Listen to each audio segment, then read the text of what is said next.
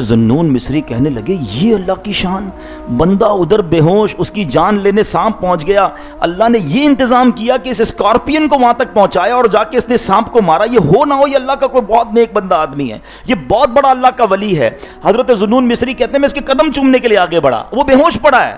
اور اللہ کے ولی، یہ اللہ کے جو ولی ہوتے ہیں نا، یہ جب کوئی نشانی مل جائے نا تو وہ اور اٹیچ ہو جاتے ہیں، وہ کہتے ہیں یار یہ اتنا نیک آدمی ہے۔ اب آگے سنیں، جب آپ نے قریب گئے اس کا پیر چومنے کے لیے تو اس بندے سے بہت زیادہ شراب کی بدبو آئی۔ He was shocked کہ میں اس کو اللہ کا ولی سمجھ رہا ہوں اور اس کے منہ سے تو شراب کی بو آ رہی ہے۔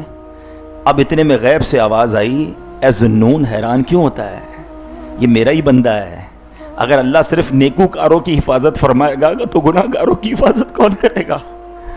اللہ اگر فقط نیک لوگوں پر ہی کرم فرمائے گا تو گناہ گاروں کو کون بخشے گا؟ آپ اس بات سے وجد میں آ گئے، آپ تو جس کو کہتے ہیں نا اللہ کی یاد میں کھو گئے۔ اب کیا ہوا؟ اب آپ وہیں بیٹھ گئے نا کہ یہ ہوش میں آئے تو میں اس سے کچھ بات کروں۔ سورج غروب ہونے لگا تو ساحل پر ٹھنڈی ٹھنڈی ہوا چلنے لگی، وہ نوجوان اب اس کے جسم میں حرکت ہوئی، وہ ہوش میں آیا۔ اب اس کا جب نشہ اترا تھوڑی دیر بعد اس نے آنکھیں کھول دیں، جب آنکھیں کھولی تو اپنے سامنے حضرت ذنون مصری رحمۃ اللہ تعالی علیہ کو پایا اور بڑی شرمندگی سے پوچھنے لگا کہ حضور آپ یہاں کیسے؟ وہ جان گیا کہ یہ تو اللہ کے ولی ہیں، بہت مشہور آدمی تھے۔ تو آپ نے کہا یہ چھوڑ، میں کیسے، یہ بتاؤ تم کون ہو، اپنا تعارف کرواؤ۔ اس نے رائٹ سائڈ پہ اپنے جب دیکھا کہ اتنا بڑا سانپ مرا ہوا پڑا ہے اور لرزنے لگا، خوف سے کانپنے لگا۔ اب حضرت ذنون مصری نے اس کو پورا واقعہ سنایا کہ کیسے میں تجھ تک پہنچا، کیسے سانپ کو بچھو نے مارا اور مجھے جو غیب سے تیرے بارے میں آواز آئی اللہ اکبر۔